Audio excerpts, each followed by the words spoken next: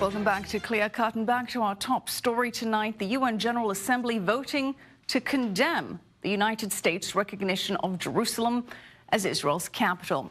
Now, President Trump hinted that there would be financial consequences for countries that did not stand with the U.S. But how realistic is that threat? Our international affairs correspondent Bianca Zanini has more. U.S. President Donald Trump takes international politics personally. Today's United Nations General Assembly vote is the latest example. Trump threatening to cut foreign aid to any country that chooses to vote against his recent decision to declare Jerusalem the capital of Israel. They take hundreds of millions of dollars and even billions of dollars, and then they vote against us. Well, we're watching those votes. Let them vote against us. We'll save a lot. We don't care.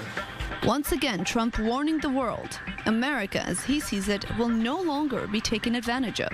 But which countries is he threatening? And how much money are we talking about? First off, U.S. foreign assistance covers a range of programs from development to security.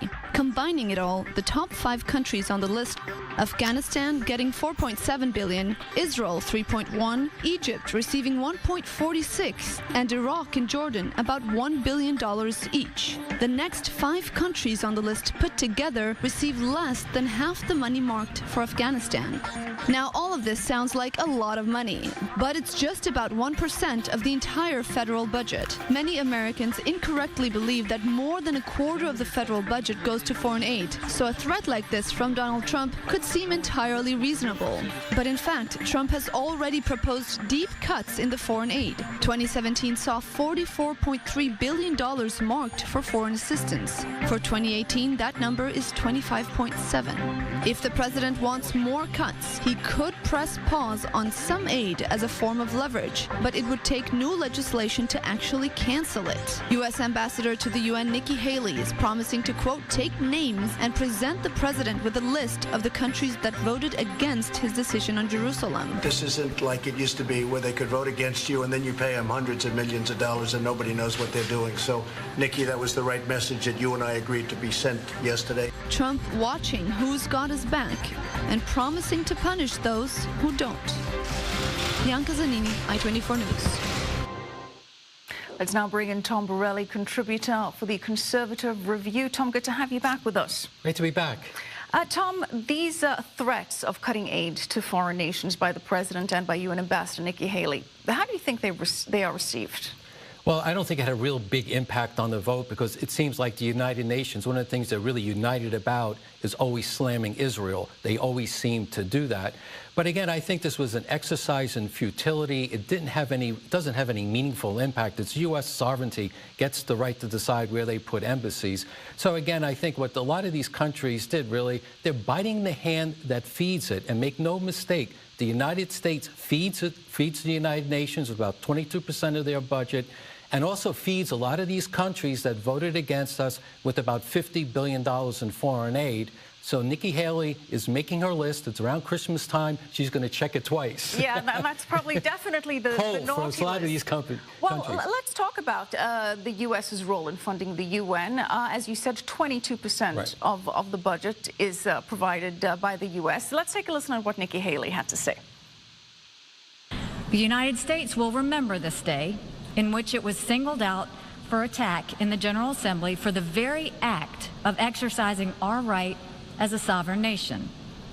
We will remember it when we are called upon to once again make the world's largest contribution to the United Nations.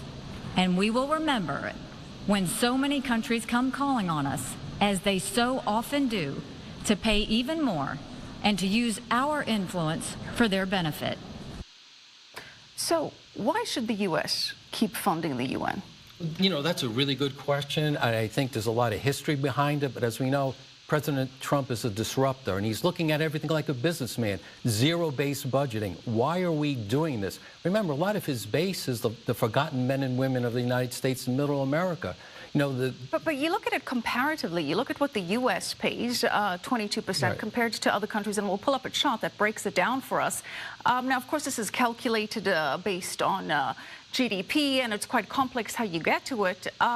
But countries like China making up around 8%, the world's second largest economy. Why such a disparity? Well, to kind of paraphrase President Trump, we've always done bad deals, bad trade deals. We just keep doing the same thing over and over again, expecting a different result. It doesn't work that way, but we're going to change. Tom, what is the danger here if the U.S. does pull back on funding the United Nations and perhaps pulls back on funding other countries, which so far hasn't had any return on investment? Right. But if it does do that, is there a concern that other countries with deep pockets, like China, for example, will step in and take over?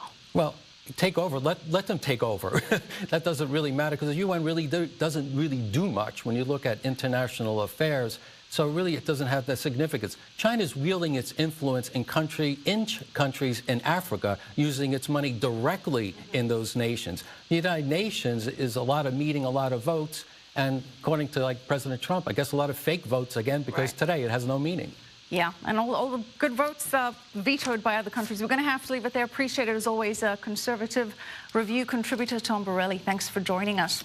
All right, straight ahead on the show, a free man, the bipartisan